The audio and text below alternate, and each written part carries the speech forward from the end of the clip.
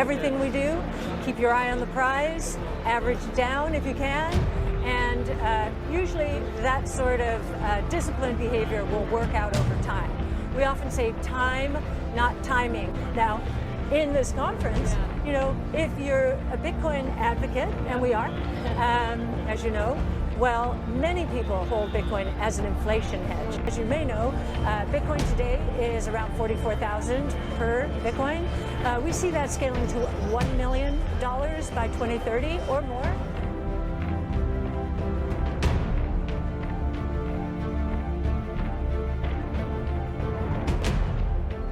We were the first public asset manager to gain exposure to Bitcoin in 2015 when it was $250. I think today it's $44,000, and we think it's just begun. But I don't think most institutional investors are positioned the way they ultimately will be.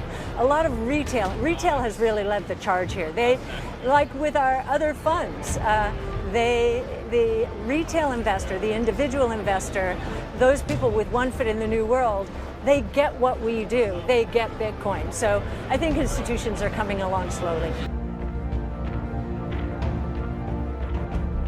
So we have two conversations. For the retail investor who's been with us, who really does believe that we're onto something, that innovation is going to disrupt every sector out there, and they want to be on the right side of change, we have educated them.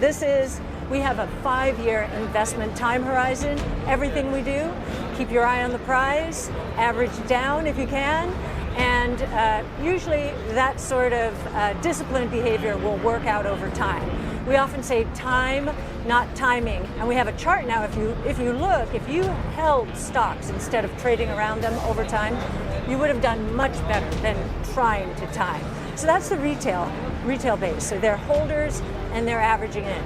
Institutions, in 2020 we had incredible performance. Innovation solves problems. COVID brought with it a lot of problems. And I think a lot of institutions looked at us like, what is this in terms of where does it fit into my matrix? And so we don't fit neatly into a matrix that any of these ratings agencies have or so forth. So I think we're being put into the alternative bucket. We're the closest to a venture capital fund in the public equity markets. And now they're looking carefully at us because of our research. Well, you know, the investor who has been attracted to our strategies is a younger investor. I'll say it's across the spectrum, but the younger investors and the older investors who take us seriously about our 5-year investment time horizon, they're fine, because if you look at the past 5 years, we have outperformed NASDAQ, S&P, while I don't know what the number is, 75 to 80% of truly active managers have not. So we have that as a calling card, and we have a 5-year investment time horizon. We also give away our research. This is why we're investing in this space. And now we're playing more of a ground game, I would say. We're going to be publishing more of our models. So Tesla, we will put that update on GitHub next Monday, and we'll be tweeting, and our analysts will be doing videos so that our investors can understand the depth of knowledge that our analysts have, beyond the depth of knowledge, I think, of any other analysts in these technologies. The reason for that is we have organized our research teams by technology. There are 5 major platforms involving 14 technologies that are cutting across sectors. So they're technology specialists and they are sector generalists. We think that's the right way to think about innovation. And so we're looking at consumer sentiment down at levels we have not seen since 08-09. Think about that. Record-breaking employment reports, record-breaking, unbelievably good. And yet the consumer is feeling terrible. 08, and no one's talking about this. You know, everyone who's saying, the economy's strong, strong. No one's talking about a consumer sentiment. This is the University of Michigan Consumer Sentiment, suggesting that the consumer, which is 2/3 of our economy, is not happy and is actually depressed because their wage gains, income gains, are not keeping up with inflation. their real income is dropping. And I think that the Fed has to watch out, because we see auto sales coming back down, and everyone says, "Oh, that's supply chain." We see furniture stores, big disappointments. Restoration Hardware is a good example. One retail industry after another is saying, "Whoa, something's happening here."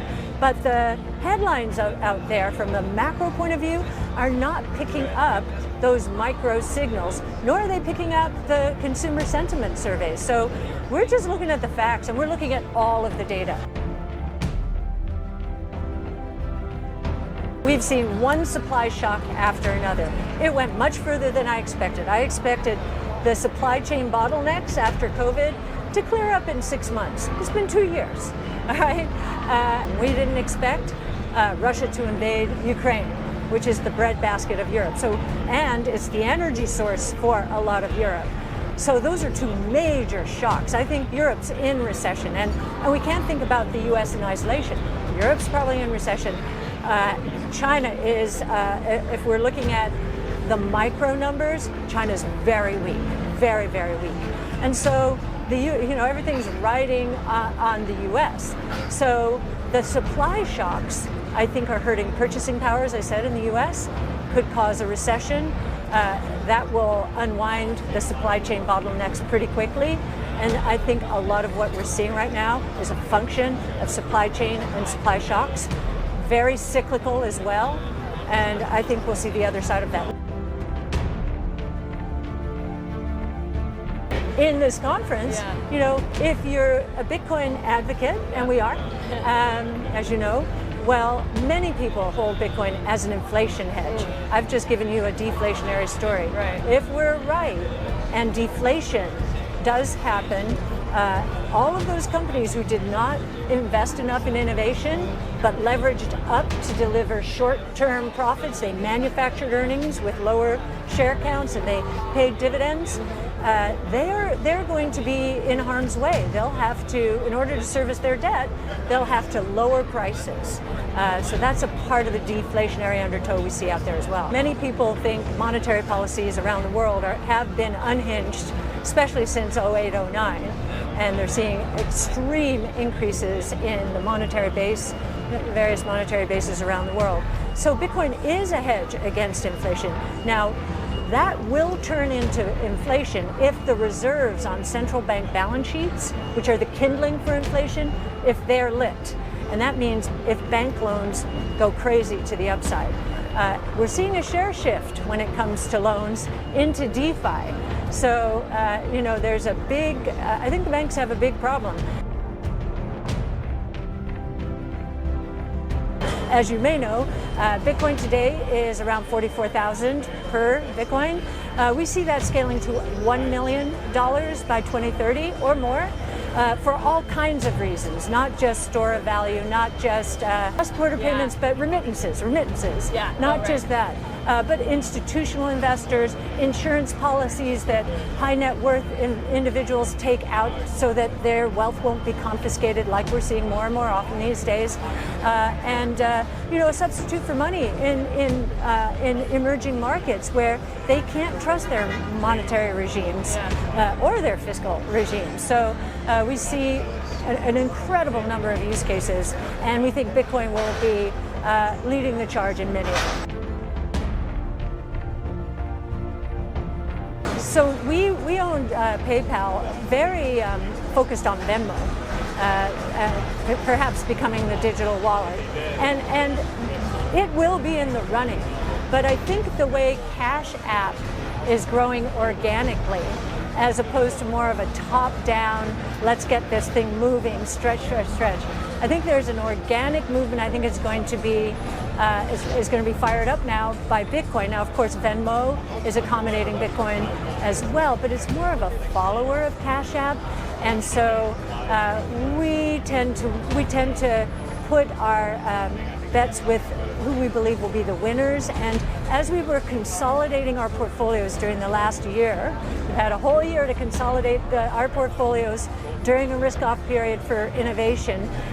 Consolidating towards our highest conviction names, we made some choices, and we chose Block over PayPal.